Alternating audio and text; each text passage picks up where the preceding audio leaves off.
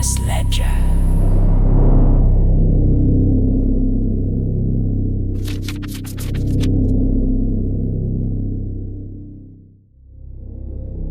The ledger is open. Tonight we deviate from the beasts of the forest and the shadows of the high canopy. We turn our gaze toward a terror that wears a human mask, one that does not hunt with claws but with a request. Across the globe, from the lonely outskirts of Abilene to the dense, ancient thickets of Cannock Chase, a consistent report has surfaced for decades. It begins with a feeling, a sudden, crushing wave of monophobia that signals something is fundamentally wrong with the air around you. Then come the children. They often appear in pairs. They wear hoodies or out-of-date garments. They speak in a monotone voice that feels practiced, almost hollow. And they always ask for permission. "Let us in," they say. "We need to use your phone. Our parents are coming." But it is their eyes that stop the heart. Voids of polished obsidian. No iris, no sclera, no soul. Just a dark invitation into a nightmare. These are the documented cases of the black-eyed children, or the BEK. The ledger is recording. Don't look away. Entry number 004. Location: Abilene, Texas. Date: 1996. Subject: BEK double sighting. Stay alert. It began in a parking lot outside a movie theater.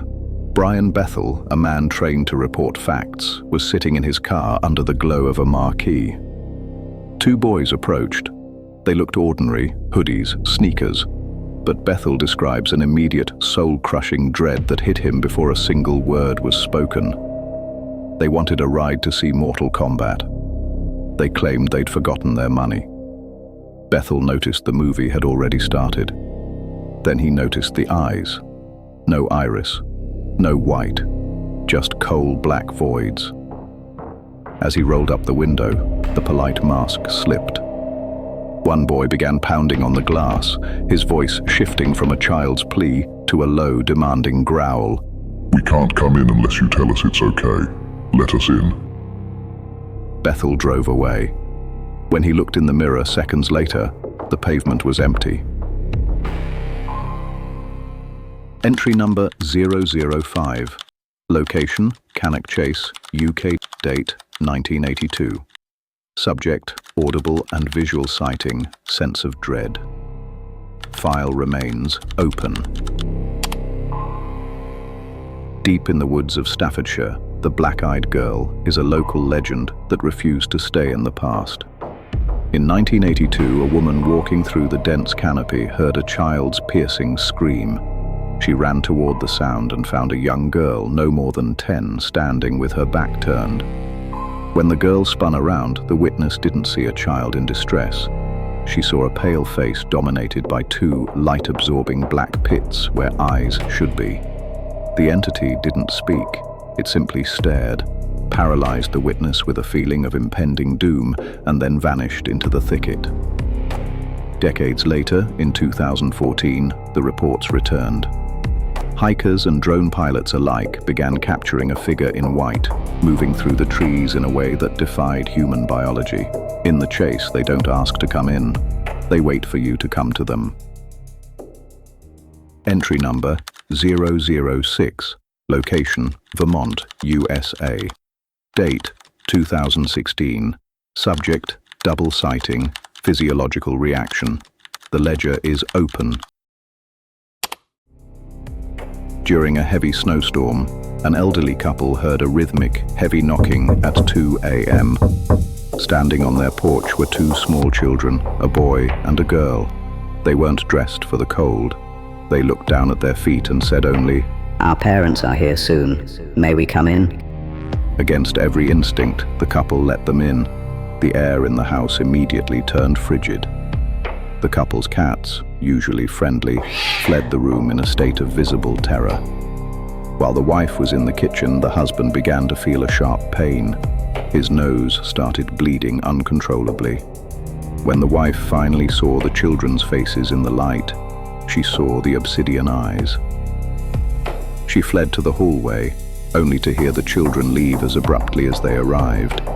Looking out the window, she saw two tall, slender men in suits waiting at the end of the driveway. They didn't wave.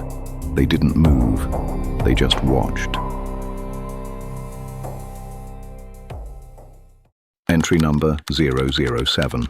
Location, Virginia, USA. Date, 1950s. Subject, sighting, coercive auditory patterns. Proceed with caution. Long before the term BEK existed, there was the 1950s report from a rural mountain road in Virginia. A young man was walking home at dusk when he encountered a boy sitting on a fence. The child looked wrongly put together. His clothes were clean but archaic, even for the 50s. As the man approached to offer help, the boy looked up. The witness described the eyes not as being colored black, but as having no surface at all, like looking into a deep, open well. The boy didn't speak.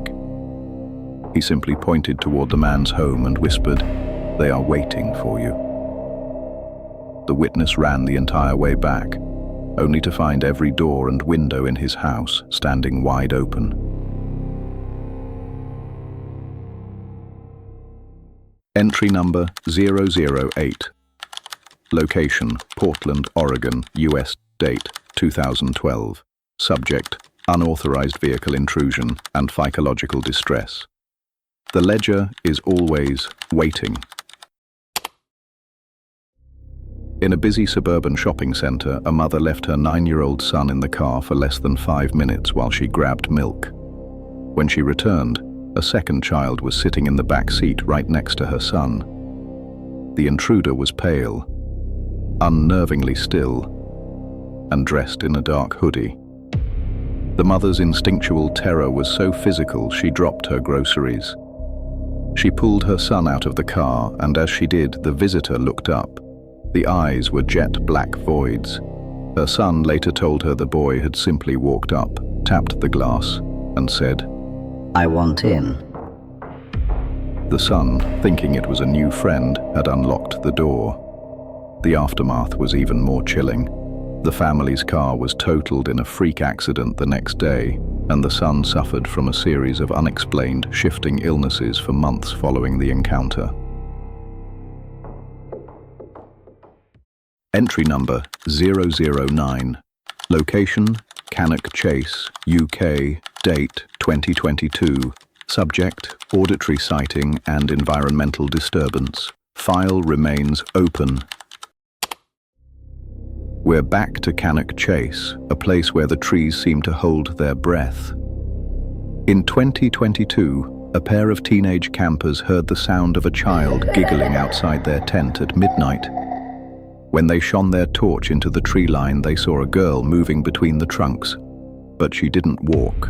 She moved with a mechanical, staccato gait, appearing and disappearing in ways that defied human movement.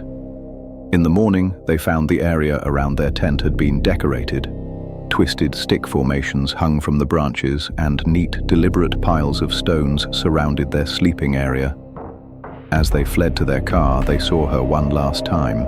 A pale figure in rags, staring from behind an ancient oak with eyes as black as the coal mines that run beneath the forest floor.